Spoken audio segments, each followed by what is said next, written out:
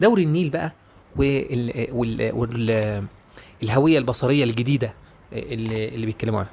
الصراحه يعني الواحد لما يشوف ودرع الدوري، لما يشوف درع الدوري، انا مش مع الناس اللي بتقول ان هو تصميمه وحش هو يعني انا شايف ان اي درع غير درع الدوري الخشب بتاعنا ده هيبقى افضل. يعني اي درع غير درع، يعني اللي بيتكلم يقول لك ايه تصميمه مش عارف ايه، طب وانت شفت درع الدوري الخشب بتاعنا عامل ازاي؟ صممه عم جمال النجار، ايه ده؟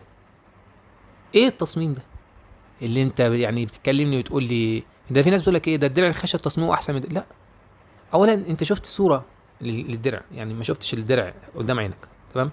هيفرق لما تشوف الدرع غير ما تشوف التصميم. تاني حاجه لو في خطا مثلا ولا حاجه، اللي هو سنه الانشاء 1948 و 84 تتصلح، يعني مفيش مشاكل. الجناح ده يعني واضح ان هو اصلا رسم فرعوني،